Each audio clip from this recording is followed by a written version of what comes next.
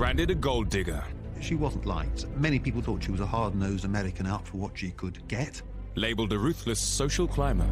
Delighted, Your Royal Highness. She made an effort always to acquire both money and status. Denounced as an adulterer who plunged the monarchy into crisis. I think she was the most hated woman in the British Isles.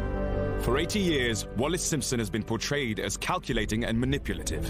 Don't worry about me, I know what I'm doing. Loathed the establishment. If she were what I call a respectable whore, somebody who the prince could occasionally see in secret, I wouldn't mind that. And detested by the royal family.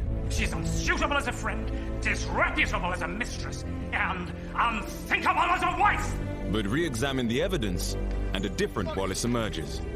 A victim, not a villain. If he abdicates, every woman in the world will hate me. The person in Britain will feel he has deserted them. She did not want him to give up the throne. She was perfectly prepared to step aside. Emotionally blackmailed by a king. We can't be together. If you leave, I shall kill myself, do you hear? Is that what you want? I shall kill myself! She really did not want to be saddled for the rest of her life with this desperately needy child. And almost destroyed by one man's obsession. She thought this was a harmless infatuation which perhaps might end, and she'd got in too deep and couldn't get out. Based upon private letters, diaries, and personal testimony, this is Wallis Simpson's life, from her point of view. People often wonder whether it was a great love story or a tragedy. From her abusive first marriage in America to her second marriage to London, her chance meeting with Edward, Prince of Wales, and his infatuation that would tear her life apart. I definitely think of her as a woman trapped. I do not think of her as a woman who went out to steal the king.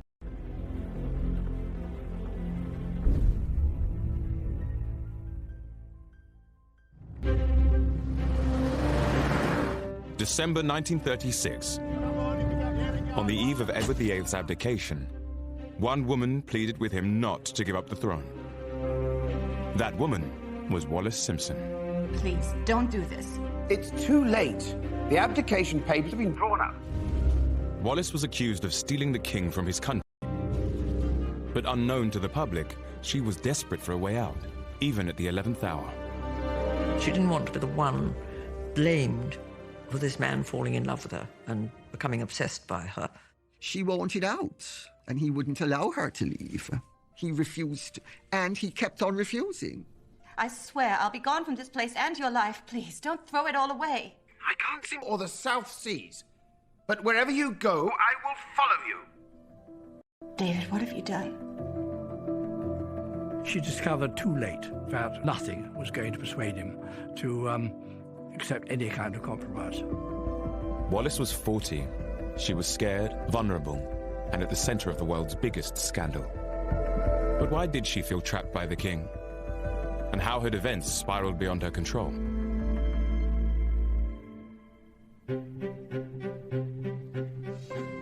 Wallis grew up in the U.S. city of Baltimore, the only child of Teakle and Alice Warfield.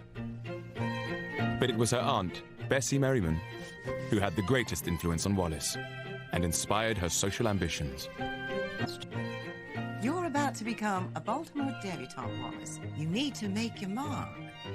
Her Aunt Bessie always had great social skills, and all of the family had great social skills, including Wallis.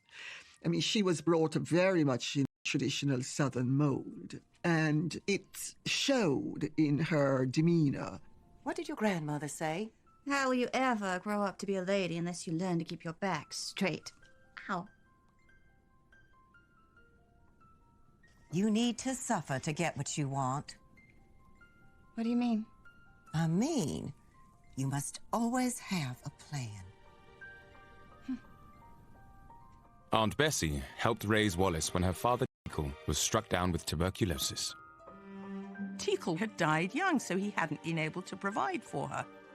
So in those circumstances, Wallis's mother, Alice, had to beg the Warfield family for money. Alice was forced to live on handouts from her late husband's brother, Solomon Warfield. Known as Uncle Sol, he'd made a fortune in the railways. Uncle Sol was very rich, but he wasn't always as generous as he should be. And there's something Rather awful anyway about having to rely on an uncle who doesn't actually have to bring you up, and so you're kind of always a bit at his beck and call. Uncle Sol's money did help pay for Wallis to attend a good school. They prepared their girls to enter Baltimore society. It was here she became best friends with roommate Mary Kirk. So, this is it. I'm packing it all away. Mary, did I ever tell you how my mother taught me to swim? She carried me to the edge of the pool and then dropped me in the water just over my head. Then and there I learned. Sink or swim. Oh, I love Mrs. Astor and Mrs. Vanderbilt. Mary, now is not the time for fools and the trappings of little girls. We need to make our mark. She grew up very much with a sense of... Branded a gold digger. She wasn't liked. Many people thought she was a hard-nosed American out for what she could get. Labelled a ruthless social climber. Delighted, Your Royal Highness. She made an effort always to acquire both money and status. Denounced as an adulterer who plunged the monarchy into crisis. I think she was the most hated woman in the British Isles. For 80 years, Wallis Simpson has been portrayed as calculating and manipulative. Don't worry about me, I know what I'm doing. Loathed the establishment. If she were what I call a respectable whore, somebody who the prince could occasionally see in secret, I wouldn't mind that. And detested by the royal family. She's unsuitable as a friend, disreputable as a mistress, and unthinkable as a wife! But re-examine the evidence, and a different Wallis emerges. A victim, not a villain. If he abdicates, every woman in the world will hate me. The person in Britain will feel he has deserted them. She did not want him to give up the throne. She was perfectly prepared to step aside. Emotionally blackmailed by a king. We can't be together. If you leave, I shall kill myself, do you hear? Is that what you want? I shall kill myself! She really did not want to be saddled for the rest of her life with this desperately needy child. And almost destroyed by one man's obsession. She thought this was a harmless infatuation which perhaps might end, and she'd got in too deep and couldn't get out. Based upon private letters, diaries, and personal testimony, this is Wallis Simpson's life, from her point of view. People often wonder whether it was a great love story or a tragedy. From her abusive first marriage in America to her second marriage to London, her chance meeting with Edward, Prince of Wales, and his infatuation that would tear her life apart. I definitely think of her as a woman trapped. I do not think of her as a woman who went out to steal the king.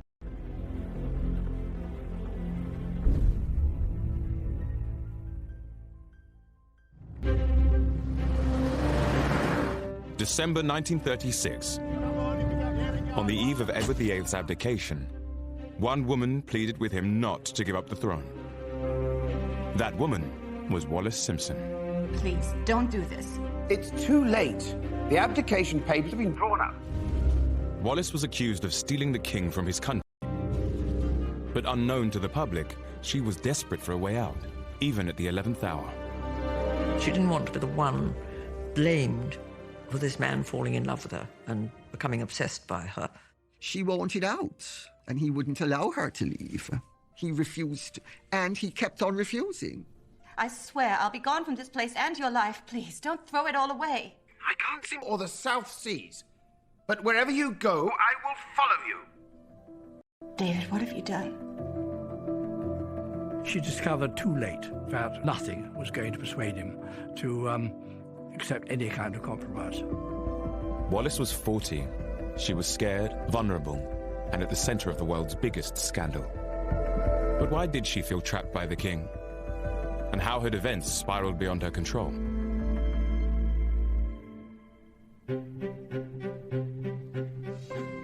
Wallis grew up in the U.S. city of Baltimore, the only child of Teakle and Alice Warfield.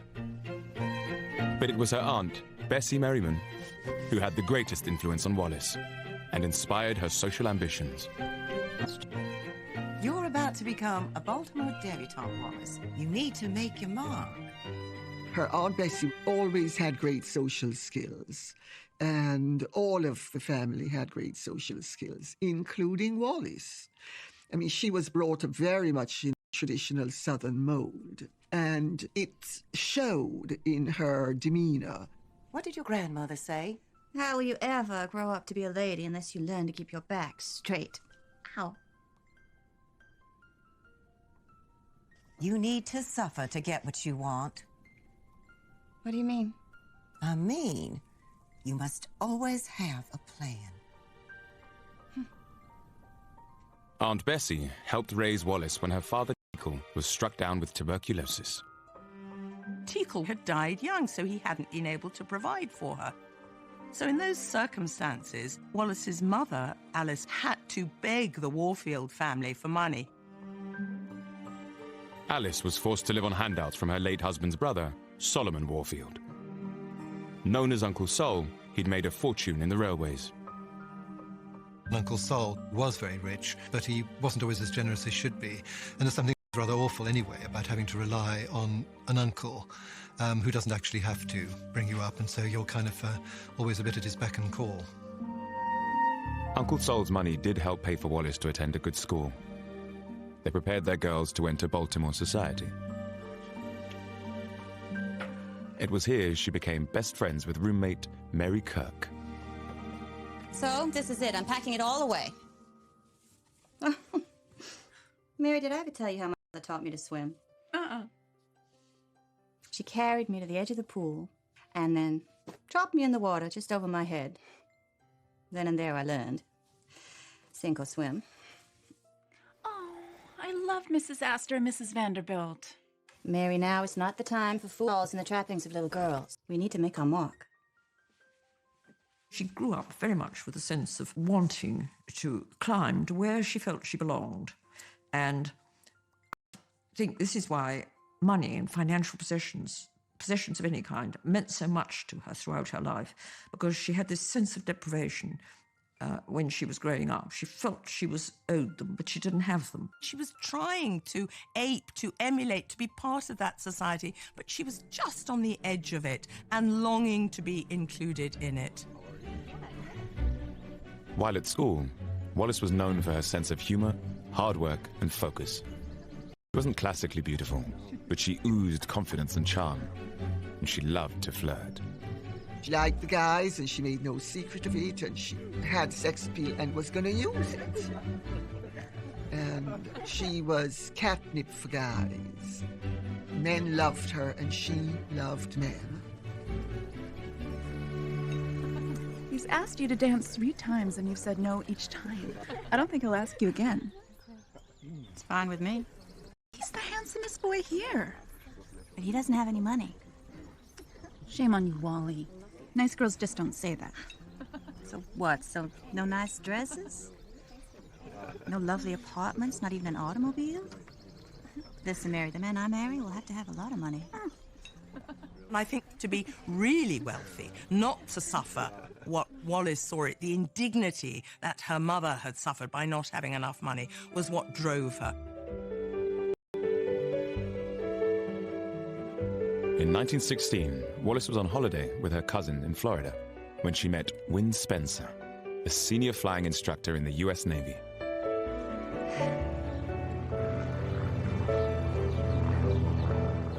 Win Spencer was dashing and charming and good-looking, and, like all bad boys, he had the aura of danger about him.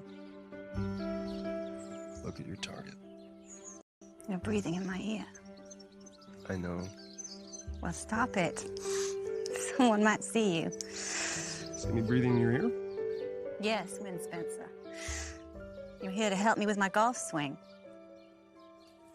Your Uncle Sol likes me. Says I have my feet on the ground. Mm-hmm. Well, that's good for him. My mother says an airman's wife has no permanent home, constant change of station, and long nights alone waiting for her husband to return. What do you say to her? I said that's exactly what appeals. Wallis was just 19. Win was 8 years older, far more worldly and mature than the college boys she was used to. It was a whirlwind romance, and they married later that year. Not exactly the grand marriage her parents might have imagined for her, but she was probably swept off her feet. My attraction to Win is intensified by the glamour and novelty of flying. He and the other officers seemed to me to belong to another race of men. Godlike creatures descended to Earth from a strange and adventurous realm.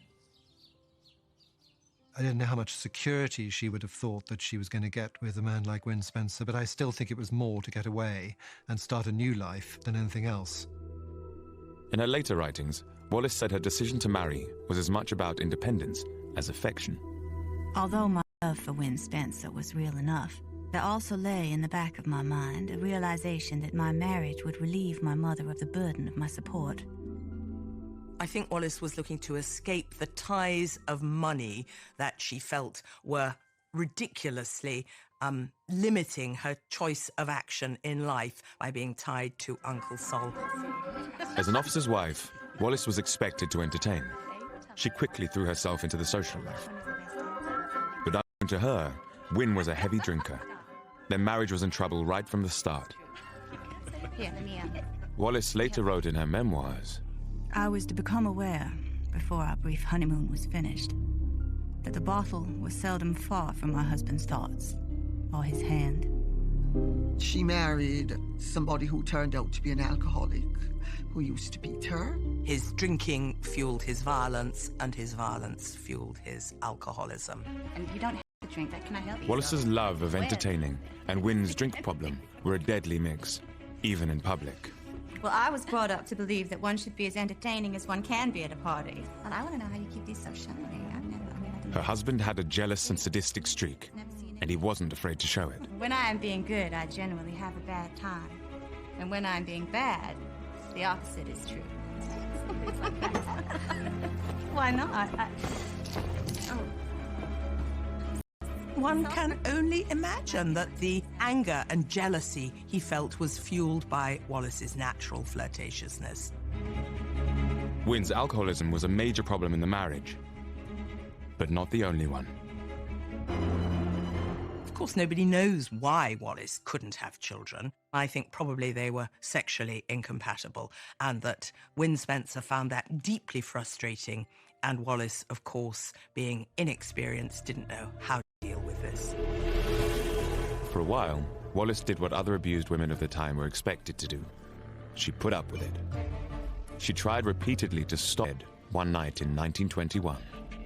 What is this? Oh, don't stop. You said you'd cut down. Just cut it, will you? So what? Cutting down just means hiding it from me? No, in my book, it means a wife minds her own damn business. Please, Win, this isn't doing you any good.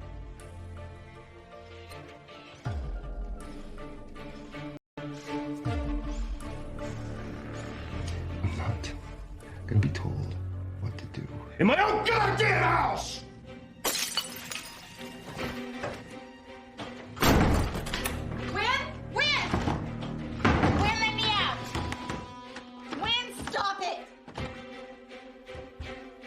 I think it was deeply unpleasant, and he was a strong man who wanted his own way. I think you can probably imagine the level of abuse. Wallis was desperate to leave her husband, but in the 1920s, divorce for a woman meant poverty and shame. For now, there was no escape.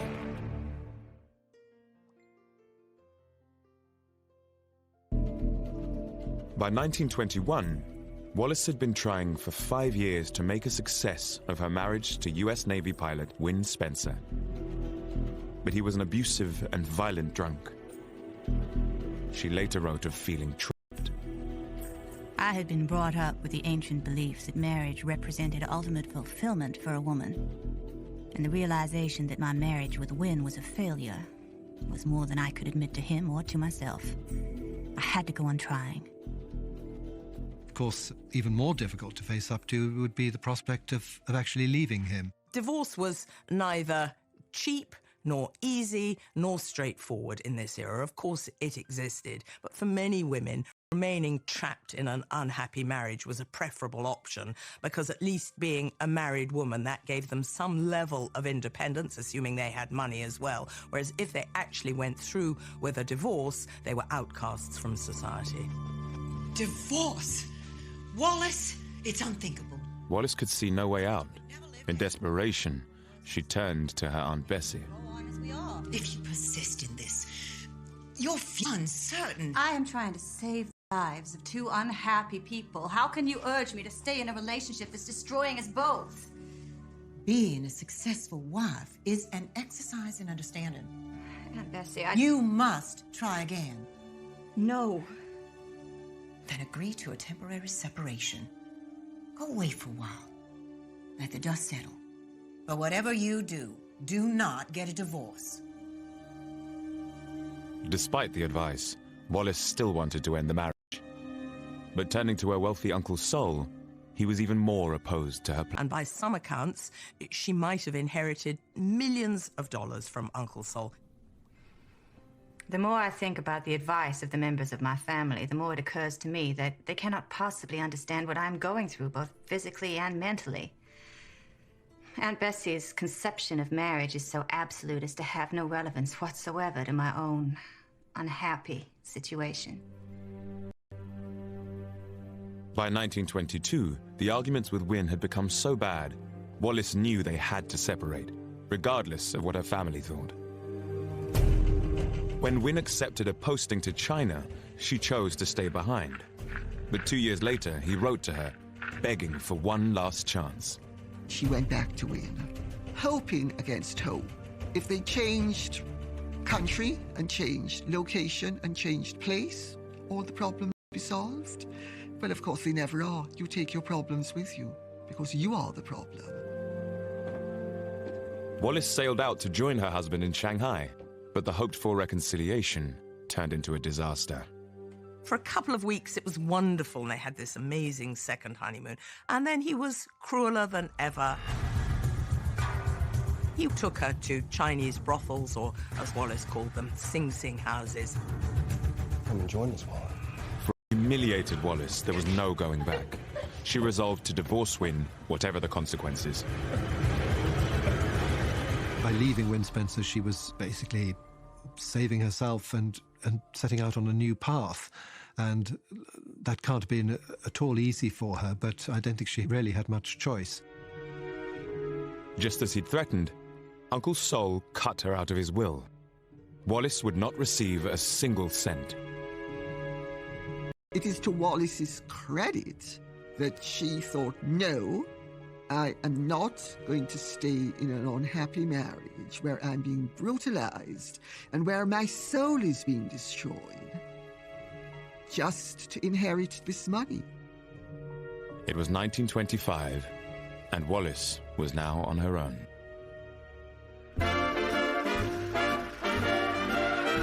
Returning to America, Wallis would have to wait another 2 years to be legally eligible for the divorce. During that time, she met up with her old school friend, Mary Kirk, now married and living in New York. Mary would change the course of Wallis's life. This is Wallis, one of my oldest... Oh, not the O word, Mary, please. I meant dearest. Friends from school. She's just returned to us from China. And this, Wallis, is Ernest Simpson. Delighted to meet you. Your English, oh, I love your accent. From my father. They're born right here in New York. I don't think my grandmother ever invited a Yankee into her house. Mind you, she also said, never allow a man to kiss your hand or he'll never marry you. Thanks for the warning. I'll try to bear that in mind. Ernest Simpson worked for his father as a shipping broker. He was a naturalized Briton who'd served in the Coldstream Guards. When he met Wallis, he'd just separated from his wife after 4 years of marriage. I think Ernest was completely blown away by Wallis's charisma. It's this ability to enter a room and to have all eyes on her. Ernest and Wallis were different kinds of personalities, but I should think after Wynne Spencer, he was a godsend. Ernest is reserved in manner, but with a gift of quiet wit. Always well-dressed and a good dancer. He's fond of the theatre and obviously well-read. He's an unusually well-balanced man. Is he right for me? We're poles apart. But maybe that's a good thing. This time.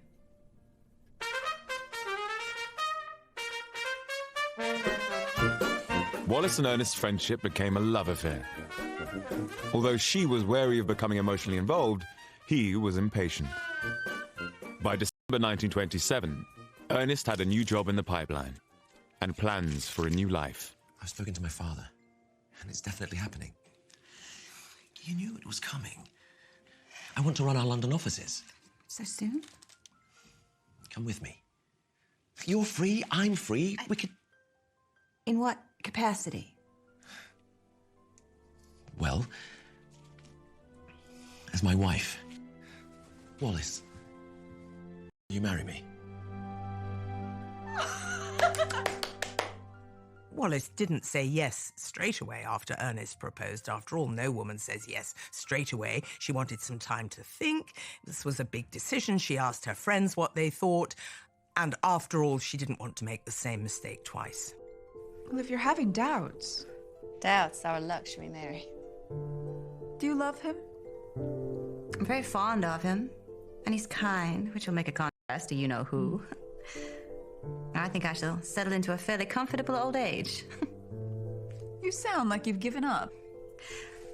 I just want to be looked after, Mary, and Ernest can do that.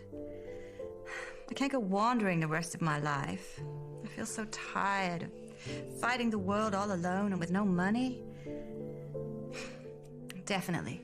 The best and wide... The opportunity to start again in London because of his English parentage, and I think she hoped to put the past behind her, to entertain, to make a new life and a new start. Ernest and Wallis moved to England in 1928, marrying in Chelsea on the 29th of July. They moved into a spacious flat at 5 Bryanston Court, just off Marble Arch, taking on a maid, a cook, and a chauffeur.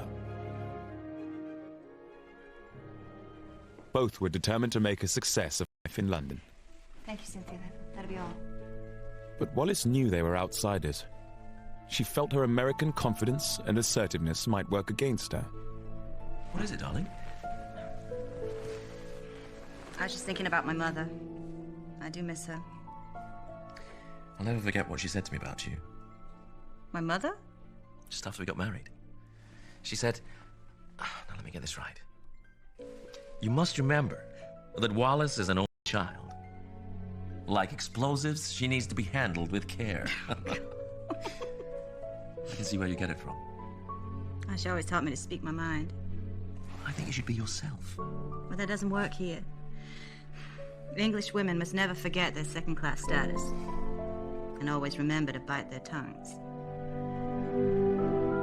I think Wallis was fairly well aware of the intricacies of the British class system, or if she wasn't when she arrived, she quickly became so. She was very good at sussing out what the form was with those around her. And on the other hand, she did have a natural American frankness, which people seemed to like. And also, because she was American, they would have excused it. Ernest already had society connections from his days as a Coldstream Guardsman. But it was his sister, Maud Carr-Smiley, who swept him and Wallis into the scene. Maud Carr-Smiley had married into the British and, in fact, Irish aristocracy and had made extraordinary inroads into society. So she was really the stepping stone. She was very eager to help her younger brother, Ernest, and his new bride. I don't believe you. It's absolutely true. We just got talking, and I told her you'd been teaching me about British history. And she said, well, do you? And I said, well, badly. At golf, and it gets worse. And then she said, well, you must come to the house this weekend. And that's when the penny dropped. And that's when the penny dropped. She's Lady Sackville West. And you had no idea you were talking to a fanatical bridge and golf-playing aristocrat? Absolutely none. You're such a liar, Wally. And get on in society and establish themselves as interesting people. Ernest and Wallis succeeded. Throughout 1930, their social circle expanded, mixing with the diplomats, bankers, and members of the aristocracy. Those connections would soon change the course of history. They were about to open the door to the most glamorous figure in all of British society. The King's eldest son, Edward, Prince of Wales. Delighted, Your Royal Highness.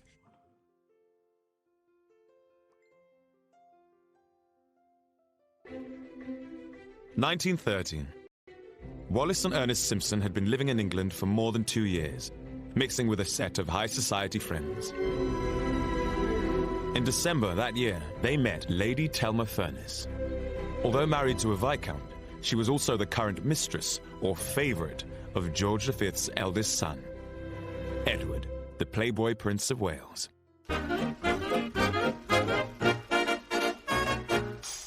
He rather rejoiced in the nickname of the Playboy Prince.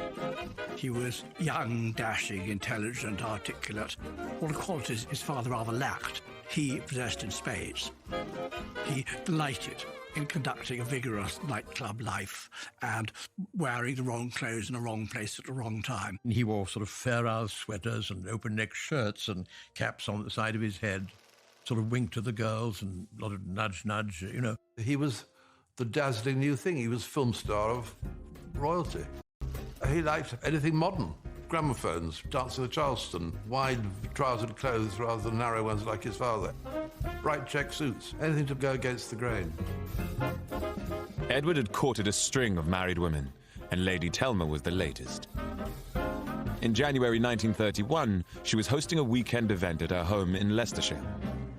In order to be seen with her, the Prince of Wales always needed a chaperone for their weekends away, and often the chaperones were different people, so Thelma thought one weekend she'd invite her American friend, Wallis Simpson, who was newly married to Ernest.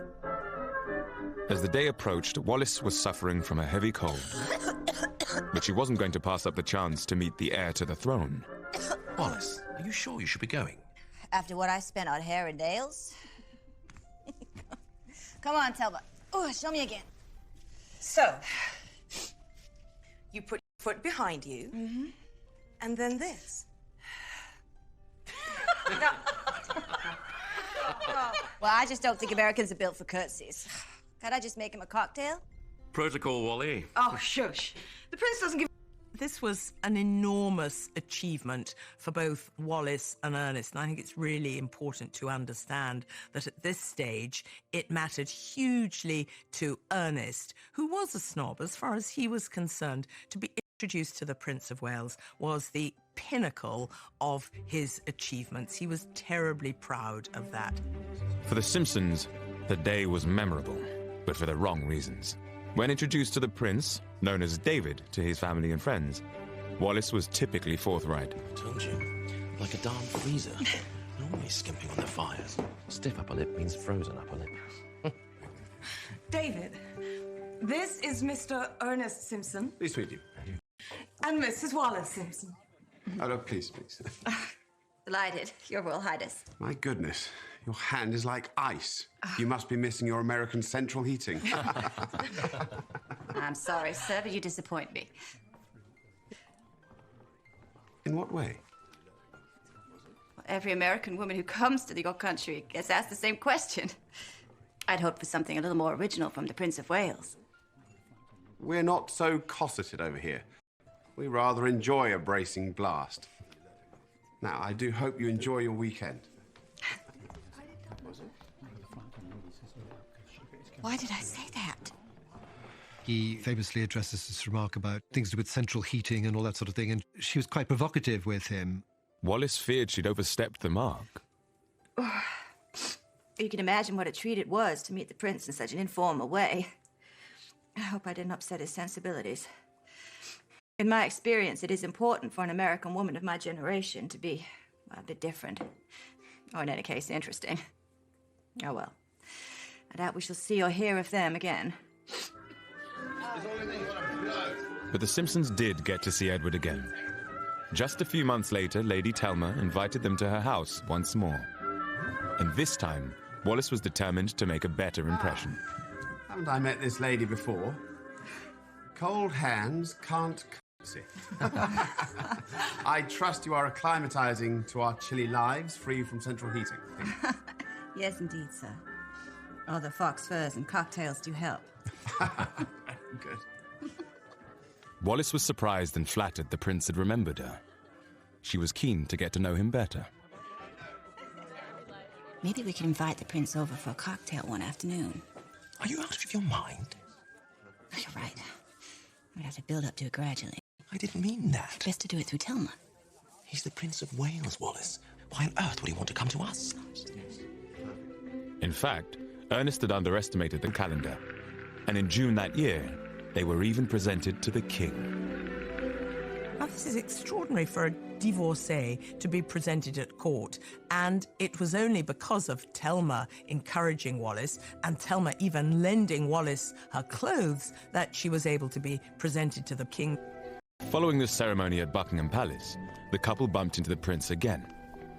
By now, Wallis was bold enough to extend an invite. Mrs. Simpson, what a delightful gown. But, Your Highness, I understand that you thought the lights made us all look ghastly. I had no idea my voice travelled so far. Please, allow me to make it up to you. Could I offer you a lift home? Well, thank you, that would be perfect.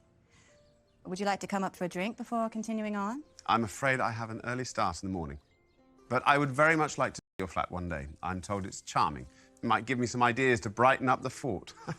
If you'd be so kind as to invite me another time. Of course. Please. But 6 months later, it was Edward who would extend the invitation.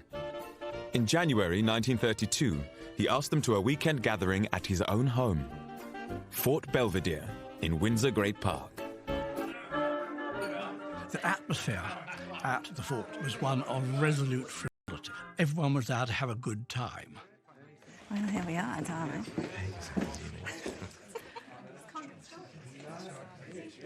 This being your first visit to the fort, I thought I'd tell you the rules.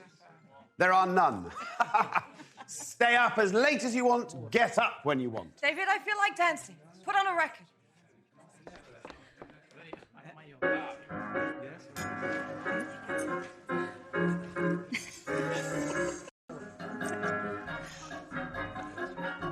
Wallis represented something very fresh. She wasn't deferential. She was witty, she was charming, she was sparkling. She was great fun to be around. It had taken 12 months since they first met, but the Simpsons were now part of Edward's inner circle. We need some expert help here. Darling, you are urgently required at the jigsaw puzzle table. Aha! There's something I've been meaning to ask you. Yes? Mrs. Simpson, could I interest you in a game of red dog? That sounds like a cocktail. And what would a red dog cocktail taste like? I'm sure I don't know, Your Royal Highness. Wallis and Ernest had got their wish. They were now at the pinnacle of London society. They must have felt like the cat had got the cream. I mean, they were right in the centre of the most interesting part. Me, and do not curse this poor attempt at thanks in verse. Our weekend at Fort Belvedere has left us both with memories dear of what, in every sense, must be princely hospitality. Very good. Very good. Bravo. Bravo.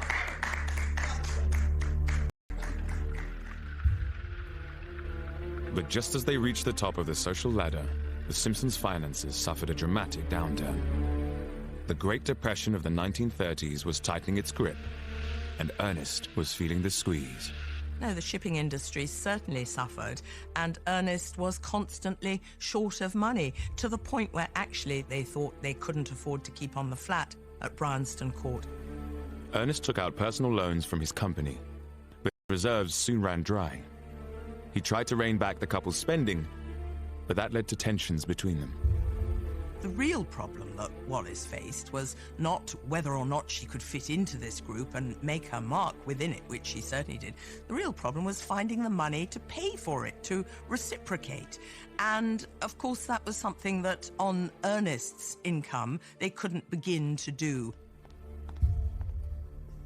Why did you do that? Because having a chauffeur is simply one luxury too far. I've given him his notice, and that's that. Think how it will look to everybody. Thought you didn't give a damn about convention. We don't want to change our way of living now that we're all installed and meeting new people? Well, yes, but What? we're going to have to cut back on the soirees. For God's sake, Wallis, join the real world. You know what's going on out there. We're not the landed gentry like your new pals. You may not have noticed that I am out all hours working. People's businesses are collapsing left, right, and centre. It's affecting everybody. Yes, and us too. Despite the rows over money, the couple kept up their efforts to remain part of London society. They continued to throw raucous parties at their flat. Edward was a regular visitor, often entertaining other guests long into the night. He liked to play the bagpipes and kind of march in and out of the rooms doing that, and it wasn't probably exactly what everybody was expecting, but I'm sure it was all huge fun. I don't know. What is he doing? So these are bagpipes. The what? This is for you. Bagpipes. This is Please. Oh, David, stop it! Oh my, never. Although the prince was still seeing Lady Thelma Furness, their relationship was starting to peter out. He was getting bored, and she knew it. The prince was fundamentally fickle. For Thelma, the timing couldn't have been worse. She was about to travel back to America to be with her sick mother, leaving Edward on his own for months. What's the matter? Come on, tell me. I think the prince is losing interest in me. Don't be silly, Thelma. You're still the Princess of Wales. He's going to be lonely while I'm away. Wallis, won't you look after him? See he doesn't get into mischief. Oh, but he'll be busy. Busy missing you. But of course, Thelma, I'll look after the little man. Thelma made the great mistake of asking her good friend Wallis to protect her interests and entertain the Prince of Wales while she was away. God, talk about folly. In Thelma's absence, the prince's relationship with Wallis changed dramatically. Even though he counted her husband as a friend, he was clearly attracted to her. They had interests, genuine interests and connections on a human level that neither one had realized before. And Wallis's great gift with him as well was he could speak about things to her, and she listened and she responded. I am curious, Your Highness, to know what a prince's working day consists of. Really? It'll just bore you. On the contrary, I couldn't be more interested. Imagine having to make 1,000 speeches and never once being allowed to say what you really think yourself. It must be very difficult. A modern age needs a modern monarchy. I just find myself frustrated and blocked at every turn. You know, Wallis, you're the only woman who's ever shown any interest in my job. Of course, Edward lapped this up. It's wonderful for him. And he finds in Wallis somebody who's deeply and totally sympathetic and prepared to listen, however boring it is, however much time it takes. In her memoirs, Wallis would later recall this moment as a turning point. It was as if a door had opened on the inner fastness of his character. What I now saw in his keenness for his job was not dissimilar to the attitude of many American businessmen whom I had known. I sensed in him something that few around him could have been aware of. A deep loneliness. Soon Edward would... He fixed upon her with an obsessive compulsiveness that swept everything else aside.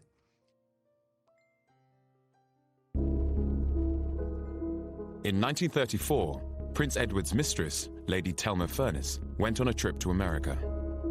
He immediately switched his attentions to her friend, Wallis Simpson. Over the next few weeks, Edward attended a series of dinners and parties at the apartment Wallis shared with her husband, Ernest. As they got to know each other, he used to love going round to their flat and having drinks and things, and he felt very sort of comfortable and happy there. The Simpsons had once both craved the prince's attention. Bye. But now, Ernest was starting to tire of constantly entertaining him. Was that him, again? Yes. The little man is coming over. I've so much work to do tonight. Can't you put him off? Certainly not. Just excuse yourself at some suitable point. The prince won't mind Are we really the only people who can entertain him? Well, don't you think he deserves a little place where he can just be himself? You talk about him like a bird with a broken wing. What's got into you? It's a very difficult thing if the Prince of Wales's eye falls upon your wife. What do? Do you prevent her from being his friend in any sense at all? She would have been much more difficult to take up with if she had not had a complacent husband. And so, in a way, Ernest Simpson was a necessary part of the picture. Due to heavy work commitments, Ernest would often leave Wallis to entertain Edward by herself. There was gossip, but she insisted they were merely friends. I am not in the habit of taking my girlfriend's beau. The Prince and I are together a lot, and of course people are going to say things. I think I do amuse him. I'm the comedy relief, and we like to dance together. But I always have Ernest around, so all is safe. But Edward saw it differently. Lady Thelma had been away for 2 months. As soon as she returned, he made it clear their relationship was over. I'm sure she intended to resume her position as before, but by then, of course, Mrs. Simpson had become much closer to the Prince of Wales, and unfortunately, such was his way that once somebody disinterested him, he just iced them out. He was not kind to her. He didn't let her down gently. He suddenly tells his telephone operators, no more phone calls are to come through. She's just immediately removed from the scene. In Thelma's place, Wallis had become the new object of the prince's affections. Edward now started to invite. There were also lavish days at the races. But at Buckingham Palace, his relationship with Wallis was causing the King and Queen concern.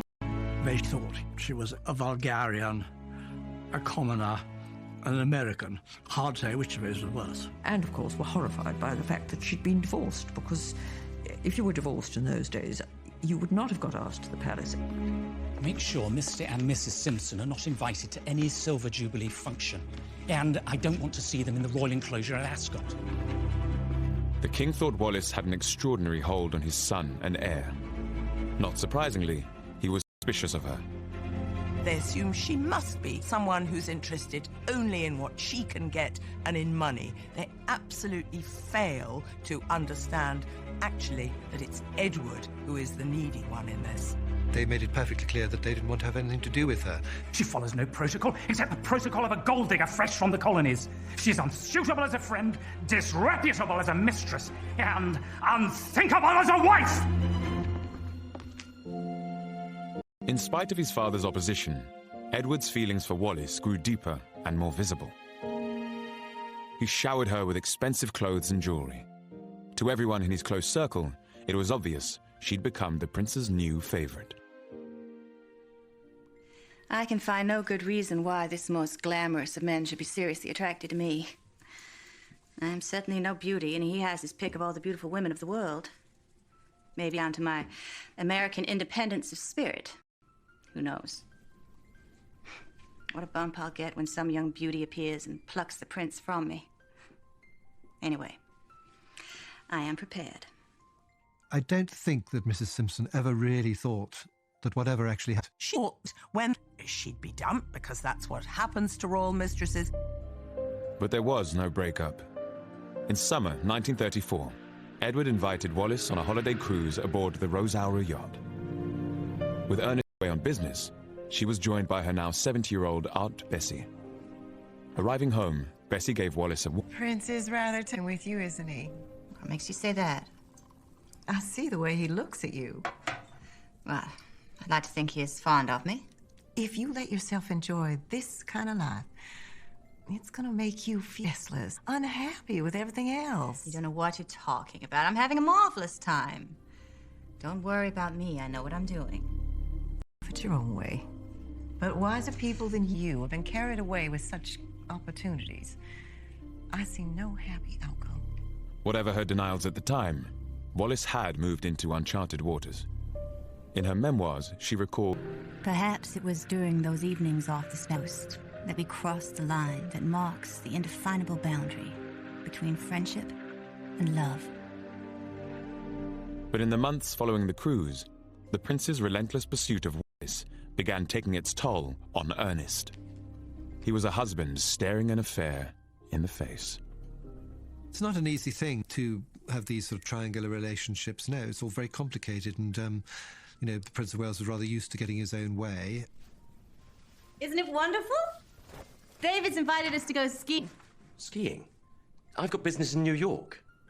But it's all arranged. I can't very well back out now. So that's it. You've made up your mind to go alone. Can't you see what an opportunity this is?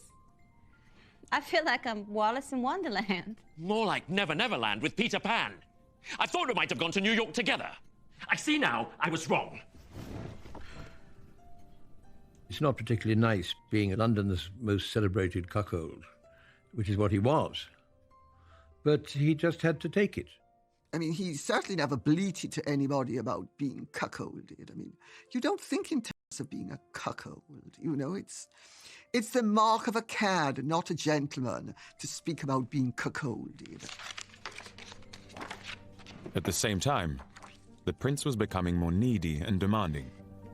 He started writing childlike love letters referring to W.E., Wallis and Edward, and he grew increasingly jealous of having to share Wallis with her husband. Oh, a boy does miss and want a girl here so terribly tonight. I do hate and loathe the present situation, and I'm just going mad at the mere thought, let alone knowing that you are alone there with Ernest. God bless W.E. forever, my Wallis. You know your David will love you and look after you. He fixed upon her with an obsessive compulsiveness that swept everything else aside. Wallis was protective of Ernest.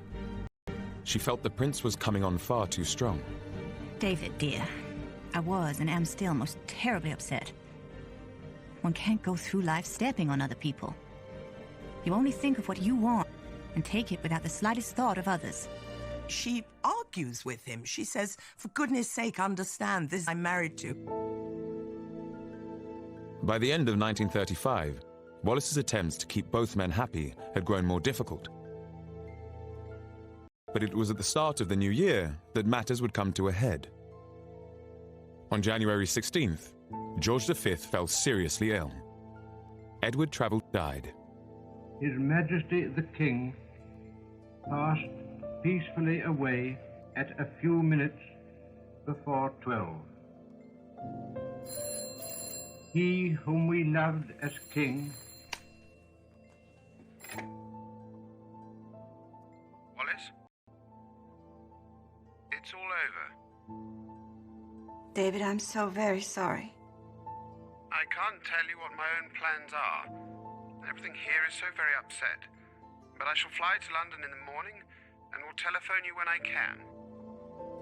Godspeed, David.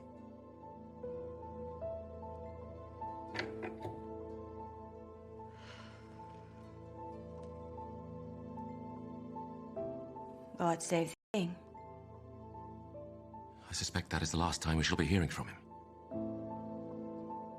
I think she thought it would end now because it would no longer be acceptable for her to be the mistress of a king. But it doesn't happen like that because actually Edward's need for her is greater. It's pathological. It's obsessional. Edward tightened his grip on the woman he loved. As he prepared to be crowned king, he was determined that Wallis should be his queen. Britain was about to be engulfed in crisis. If the government is opposed to our marriage, then I am prepared to go.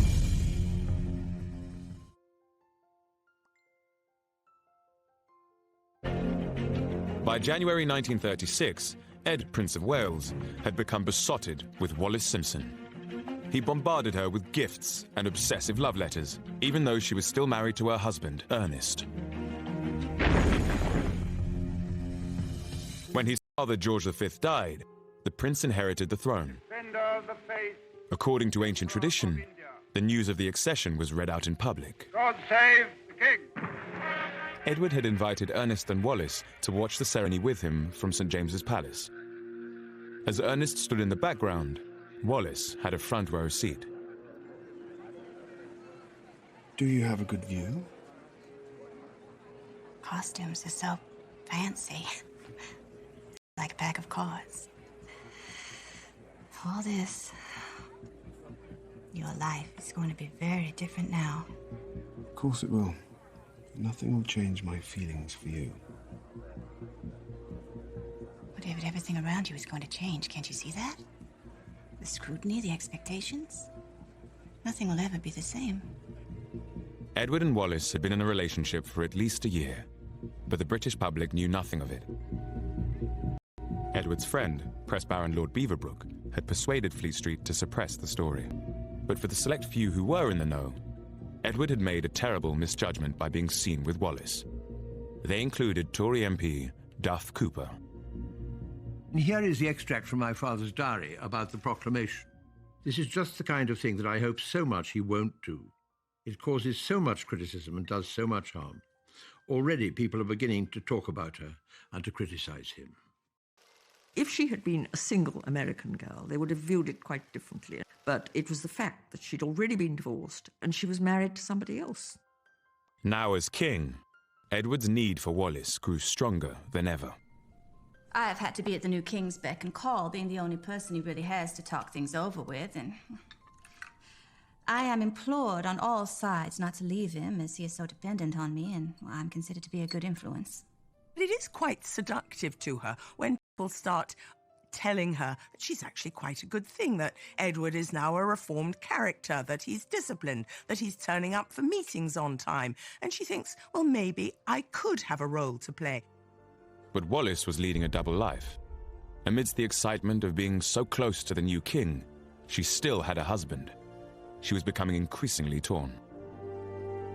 David is lonely and needs companionship and affection. Otherwise, he goes wrong. Ernest has, of course, been marvelous about it all. He has the makeup of a saint and far too good for the likes of me.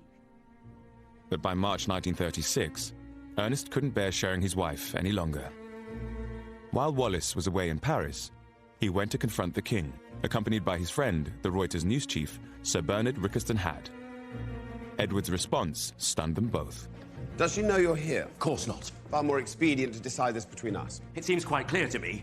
She can choose between the two of us. Sit down, Bernard. I want you to hear this as well. What are your intentions towards her? You sound like a dowager aunt. I only have her interests at heart. And you think I don't? How can you?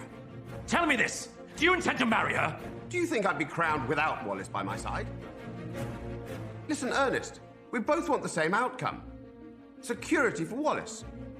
Give her a divorce, and I promise to stand by her no matter what. Now, old man, do we have an agreement? Ernest had no idea the king had plans to marry his wife. He was torn between loyalty to the throne and a sense of pride in his own wife.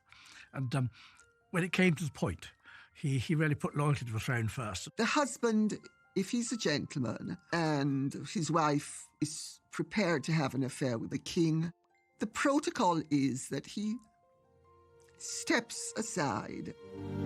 Wallis found out about the king's demands as soon as she returned from France. Ernest, and she didn't want to marry David. She wanted to keep the status quo.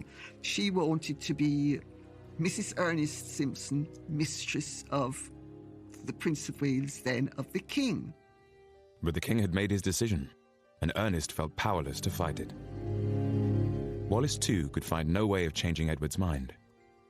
Over the coming weeks, she began to accept that divorce was inevitable. I have been under a most awful strain with Ernest and His Majesty for the past year and a half. It is not easy to please, amuse, and placate two men, and to fit into two such separate lives, which is what I've been trying to do. Ernest will find his feet. He is a strong and noble character and a wonderful friend to me, and I feel he should have the chance to find happiness again. Ernest moved out of the couple's London flat in the spring of 1936. But in recently unearthed private letters sent at this time, their continuing deep feelings for each other are evident. My dearest Wallis, I think something in me quietly died when I closed the door of the flat for the last time this evening. I have no tears left to shed. I know that somewhere in your heart there is a small flame burning for me. Guard it carefully, my darling, and don't let it go out. if only in memory of the sacred, lovely things that have been. Someday I pray God will fan it into a blaze again and bring you back to me. Too late. Ernest and Wallis recognise what they've lost and what they've thrown away. In Wallis's desire to reach for the stars, she's burnt herself. She's reached for too much. And I think she realises that too late, that she's spoiled the relationship she had.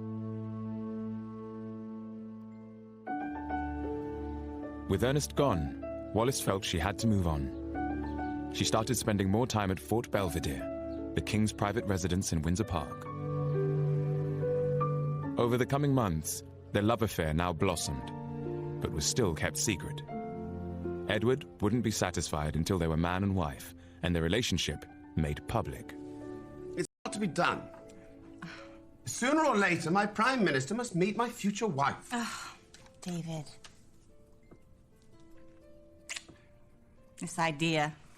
They can't stop me from marrying you, Wallis. Oh, stop it. I've said it time and time again. I know for them the idea is impossible. Rest assured, my darling, I will manage it. Persuade the establishment, and he was doing little to help his case. There are certain rules as to how monarchs are supposed to behave, and Edward VIII did not obey those rules. Official government papers sent to the king would often return with ring marks over the pages, where cocktail glasses had been set down on them. And both Edward and Wallis often spoke freely about private government business, causing damaging gossip. The king often asks me to read him government papers from the dispatch box. It helps him unravel what's going on. She's right, you know. It is all so dreadfully complicated. But I've said to him, he's the one who has to master the points in them, not me. It's all right, my darling. I'll soon have it all down, tickety-boom. I know you're a sweetheart. The careless table talk soon reached the ear of the Prime Minister, Stanley Baldwin.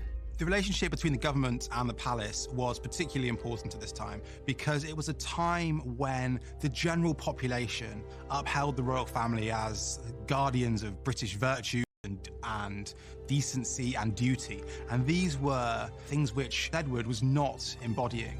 And there was a fear that his antics could start to undermine the credibility of the royal family. And with it, the backbone of British life, society, and government. Baldwin's own fears were so great he took an unprecedented step. He ordered Edward and Wallis to be spied on.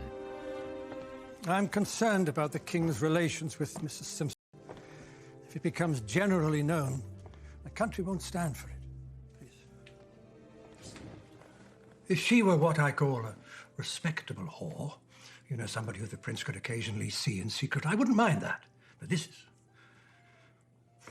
And you know, talking to him is like talking to a 10-year-old boy. He doesn't seem to grasp the issues at stake. He seems almost bewitched. I have never in my life met anyone so completely lacking in any sense of the beyond. He asks Special Branch to start following her, to checking up on people with whom she's met, she's spoken with. The investigation revealed some disturbing findings about Wallis's social circle. Some of Wallis's friends were known to be at least sympathetic to the far right in Britain and even in Germany. For Baldwin, this was enough. He began restricting the amount of sensitive information that went before the eyes of the king. But by then, Edward and Wallis were also under surveillance by the media. Their affair was about to be exposed to the world, and Wallis's life would be torn apart. I am plastered all over the papers, accused of the most awful things. Can't you see? We can't be together.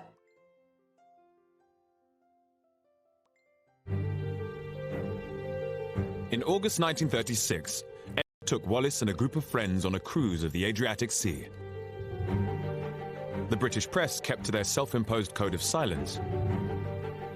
But the sight of the king cavorting with Wallis, in flannel shorts and no shirt, was gold dust to the foreign media. The story of the relationship was about to go global. The international press made hay with this. You can't imagine a better story of an unmarried king with his girlfriend, who still at that time is married to someone else. And it was a public relations disaster of the worst kind.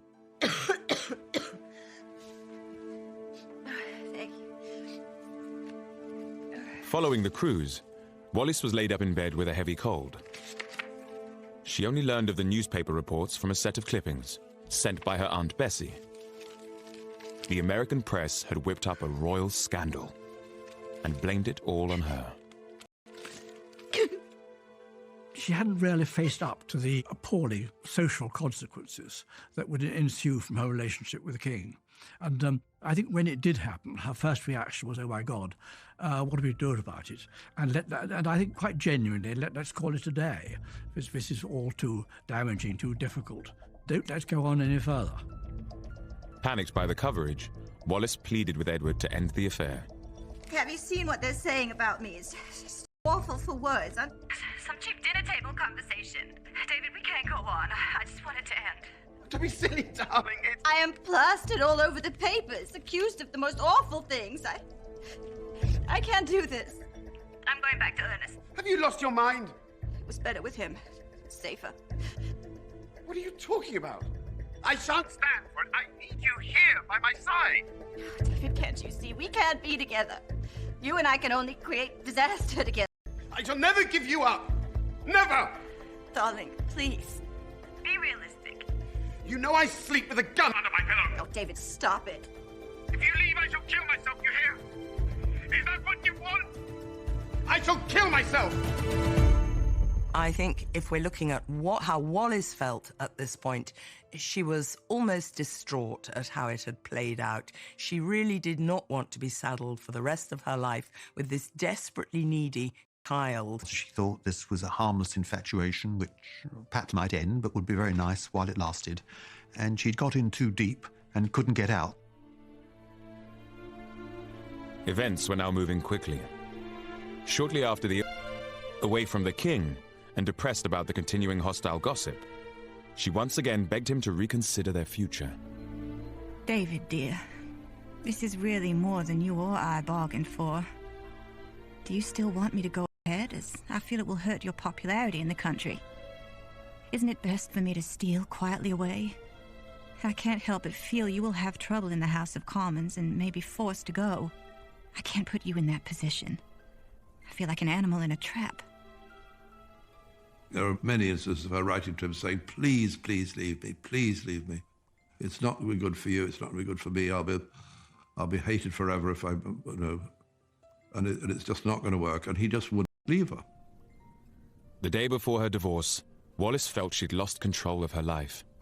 She was in turmoil. I really can't concentrate on anything at the moment. I've had so much trouble and complications with everyone, and I feel small and licked by it all. I can't think what sort of a mess I'm leaving for. I feel sorry for myself. I feel sorry for the king, and I don't understand myself, which is the cause of all the misery. She was being propelled and catapulted in a direction that she did not want to go into. On October the 27th, Wallis was granted her decree nisi. Although it would take another 6 months for the divorce to be finalized, Edward's plans to marry her gathered pace. But now their relationship came under even closer government scrutiny. The wife of the king becomes the queen, and therefore the person whom the king marries has to be acceptable to the people. Now, who determines whether the king's wife is acceptable to the people? The answer is the elected government, and that was represented by the Prime Minister Stanley Baldwin. And Baldwin took the view from the beginning that she would not be acceptable as queen. If the government didn't like who the king wished to marry, they always had the option of resigning en masse and forcing some sort of constitutional crisis. As opposition to the marriage mounted, Edward's secretary, Alec Harding, took soundings from establishment figures. He then wrote to Edward, saying the government would absolutely not accept Wallis as queen. Wallis, something rather serious has happened. I had intended to keep it from you. Read Harding's letter. It's utter impertinence. He says the government is meeting to discuss us, and that I should be warned of constitutional implications. To use rather a good American expression, they're going to give me the works. I think he's trying Do the right thing. He's warning you that the government will insist that you give me up. They can't stop me, Wallis. I will marry you. Fighting, then it will just mean tragedy for you and catastrophe for me. I am going to send for Mr. Baldwin to meet me at the palace tomorrow. If the government is opposed to our marriage, then I am prepared to go. Edward had realised that he was going to have to choose between Mrs. Simpson and country, and there was absolutely no flicker of doubt in his mind that his choice was going to be Mrs. Simpson. She wanted out, and he wouldn't allow her to leave. He wouldn't allow her. He refused, and he kept on refusing. Everything is going wrong and more wrong, and I'm very tired with it all. Knowing David as I do, I am doubtful that anyone, including me, can change his mind. But if I stay and my pleas fail, I will always be accused of secretly urging him to give up the throne. She was sensible enough to see it was a very rocky road ahead. And I think she genuinely did not want to marry him. Having been warned of the looming constitutional crisis, Edward summoned Prime Minister Baldwin to Buckingham Palace. Neither man was prepared to give ground. The government would not object to you having a mistress, but we cannot countenance you marrying her. Now, I would suggest we go ahead with the coronation, and then perhaps you would have some time to reconsider. Prime Minister, I cannot entertain such a proposition. I would be crowned with a lie on my lips. Then I'm afraid I see only 3 ways of finding a resolution. You finish your relationship with Mrs. Simpson and remain king. You marry her against the advice of your government, which would then be forced to resign, or you step down from the throne. The king did not have many options. Baldwin said, you can either give up Wallis Simpson and stay king, or you can abdicate. I've made up my mind and I will not alter it. I will abdicate and marry Mrs. Simpson. Edward's decision was unprecedented. The British newspapers could no longer keep quiet. On the 3rd of December, 1936, the affair between the king and Mrs. Simpson finally made the headlines. And the press verdict on Wallis was damning. Have you seen this? Yes. It's not good, is it? Good. You've seen the letters I've received, some of them threatening all sorts. I feel like a hunted animal. I had no idea it would be anything like this. Darling, we just have to hold our nerve. You don't seem to understand. They're not just attacking you personally. David, it's still not too late to reconsider. I'm begging you. It's impossible. I can't change what's in my heart. This was the first time the British public had heard of Wallis Simpson, let alone that their king was intent on marrying this American divorcee. I think she was the most hated woman in the British Isles, and seen as a wrecker, a destroyer, a thief. Wallis is a terrified woman. She gets poisoned pen letters, and every time she opens the door, she finds a posse of photographers, of paparazzi waiting for her, and she thinks whenever a flashbulb goes off that this is someone about to take a pot shot at her. Unable to cope with the open hostility, Wallis had to escape. I imagine it'll be some time before we're together again. You must wait for me, no matter how long it takes. I shall never give up. Never. Wallis fled Britain to stay with friends in France, hounded by the press all the way. I think she made a tactical error in leaving, because once she left, David could do exactly as he pleased, and did. Wallis's Aunt Bessie had been visiting her niece when the news of the affair broke. In spite of everything, sir, are you really determined to marry my niece? I am, Mrs. Merriman. Even if it means giving up the throne? I cannot, with a full heart, carry on my duties in this loneliness that surrounds me. Wallis will be blamed, perhaps even more than you. Her reasons for going away, I am sure, are to make it easier for you. How can separation make things easier? You can always marry someone else. But if you step down from the throne, you can never again be king. He made it perfectly clear that if the price he had to pay to have her was his throne, he would pay that price without any hesitation at all. Edward was keen to explain his predicament to his subjects, but protocol demanded he needed the permission of the Prime Minister. I want to appeal to my people. A radio broadcast, perhaps. Tell my side of the story. But such a broadcast would be impossible without the consent of the Cabinet. Every single utterance Your Royal Highness makes must be on the advice of ministers, who would then take full responsibility for every word, and that will not be forthcoming. Now holed up in the south of France, Wallis was in despair. The attention from the press didn't let up, and the poison pen letters kept coming. The letters I receive are so cruel. I said to David, it is too heavy a burden for me to carry. The British people are absolutely right in not wanting a divorced woman for a queen. If he abdicates, every woman in the world will hate me. And every person in Britain will feel he has deserted them. She didn't want to be the one blamed for this man falling in love with her and becoming obsessed by her. Wallis made a final desperate phone call to the king, but once again, he refused to let her go. Listen to me, David, please. Don't do this. It's too late. The abdication papers have been drawn up. Cabinet met twice today, and I've given them my final word. I will be gone from England in 48 hours. David, I'll leave. I swear, I'll be gone from this place and your life. Please, don't throw it all away. I can't seem to make you understand. You can go where you want. China, Labrador, or the South Seas. But wherever you go, I will follow you. David, what have you done? She discovered too late that she had become involved with the most obstinate man in Europe, and that nothing was going to persuade him to accept any kind of compromise. At long last, I am able to say a few words. On the 10th of December 1936, Edward signed the instrument of abdication. The following day, he was allowed to address the people of Britain and the Commonwealth.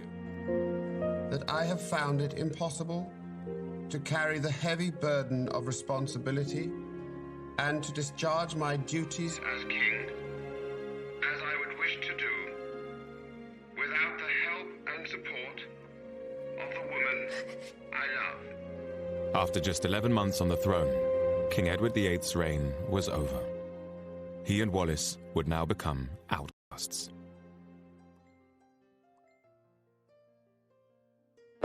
With the UK gripped by a constitutional crisis, Wallis Simpson had begged her lover, King Edward VIII, to leave her and remain on the throne. But he insisted he couldn't remain monarch without her by his side. Following his abdication, Edward was made Duke of Windsor by his brother, the new king, George VI.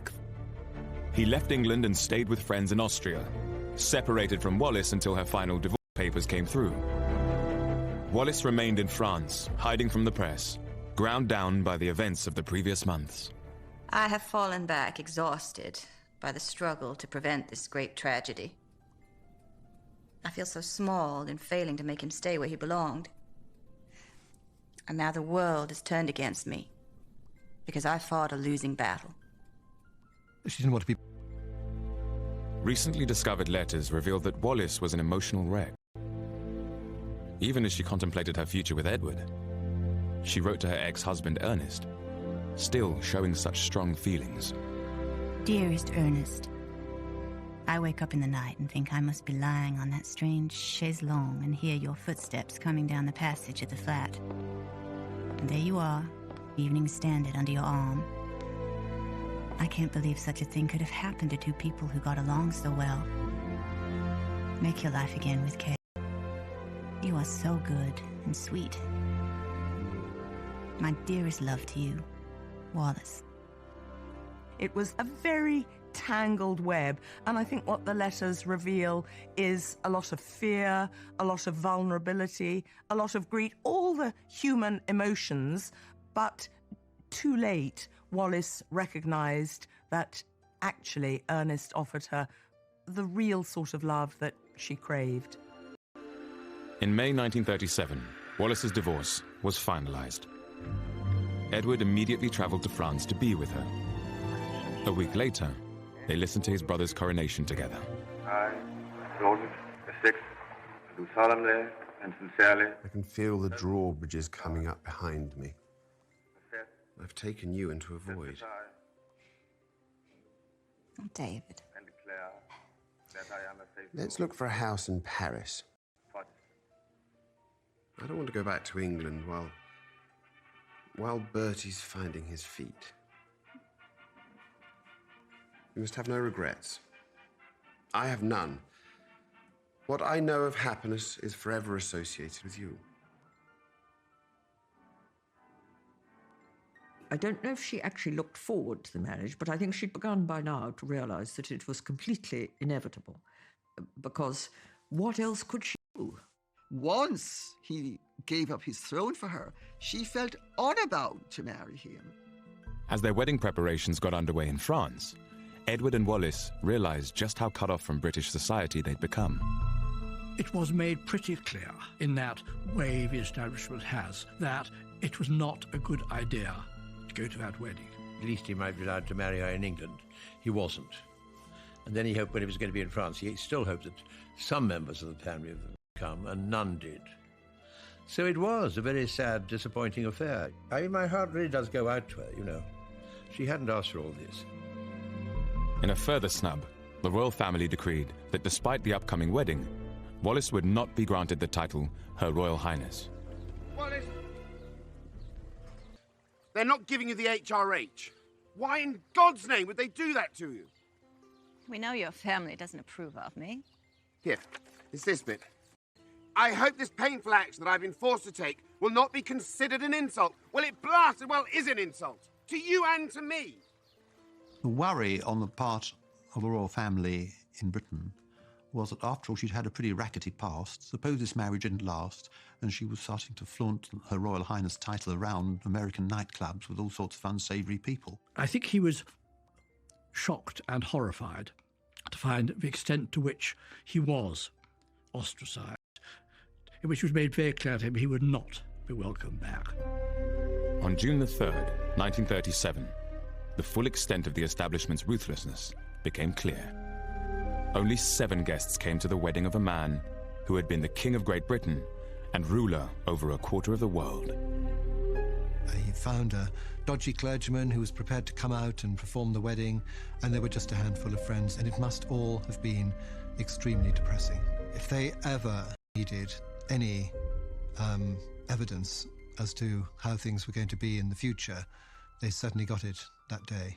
There is a sense in which an empty chasm yawns. What on earth can they do with their lives from now on?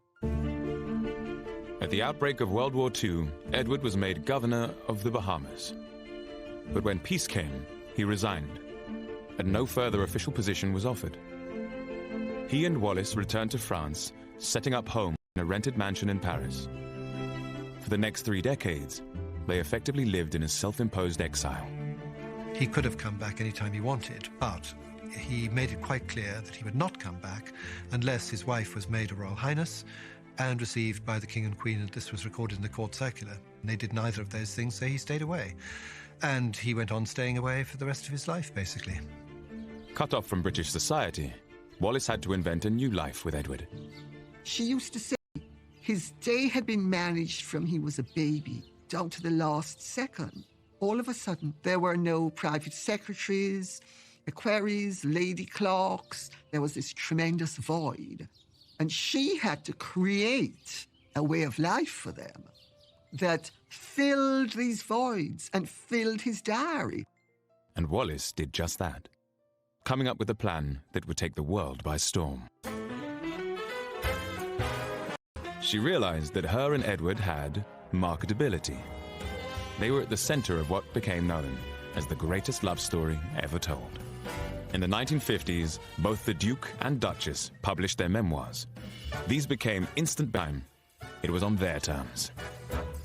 They became fashion icons, invited all over the world as guests on the A-list celebrity circuit. She dressed beautifully with all the best designers, and, I mean, books and books have been produced about the Duchess of as a woman of style. She was a master at telling couturiers how she should look. I think she was a very great influence on clothes at the time. And of course, American magazines loved her. They were their royalty. After transforming herself and her husband from shamed outcasts to style icons, Wallis had at last found the fame and adulation she desired. Darling, I only ever look left. I don't suppose you know who Marilyn Monroe's publicity agent is. I have all the newspapers each day, and I see she's pushed me off the front pages. Still, we'll soon be back on top. They ended up having a very glamorous life, and it gave him something to do. And this was, in any event, the life that she had been born to and brought up for. And she simply had it on, in some ways, a rather more famous level than she would have had it had she remained Mrs. Simpson. Just as she had learned to do as a child in Baltimore, Wallis always made a memorable entrance and a lasting impression. She could not have been more polite. She took the trouble to remember my name, which was an extremely unimportant third secretary. It's very flattering. She just appeared at our table and she said to me, "Hi, I'm Wallis." I always curtsied to her as well as to him, because I was of the view that she was Her Royal Highness, the Duchess of Windsor, irrespective of any ruling to the contrary. She talked and talked and talked about that. She told me the whole story of the whole abdication. And I thought, my God, I must remember this. I'm getting this out of the horse's mouth. You know, this is absolutely extraordinary. It's wonderful.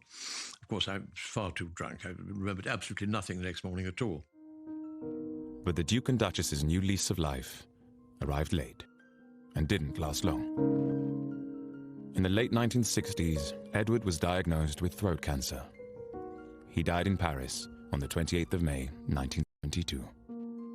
After the Duke died, the maid and the butler both said to me she was very lost. She'd become extremely dependent on him.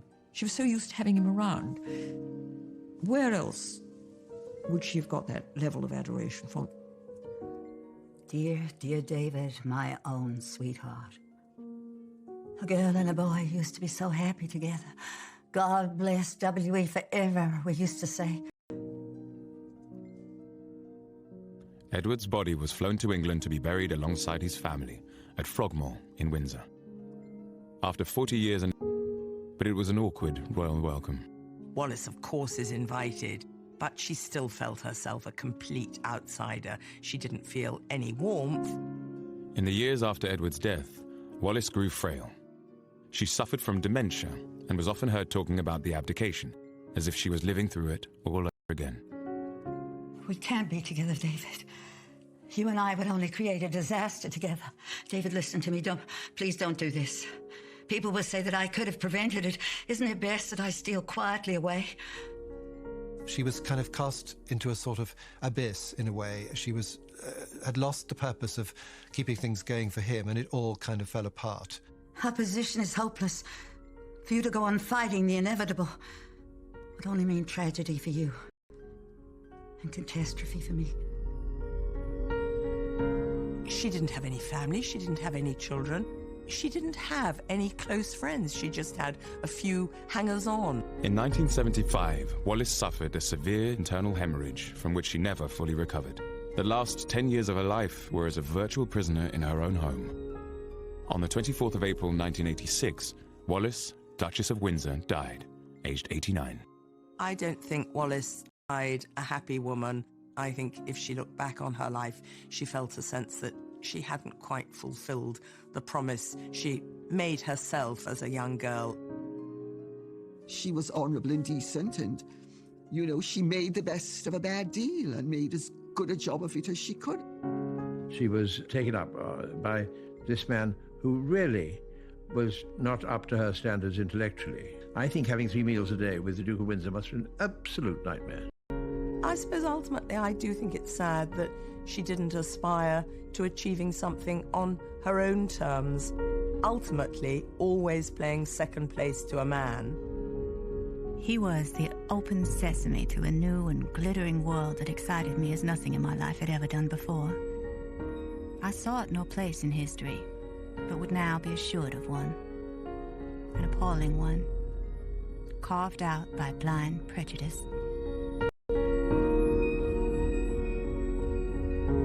After the break, we're headed to Leeds, where Marvin Humes and Maya Jama are getting ready to host the biggest night in the urban music calendar, the Mobo Awards 2017.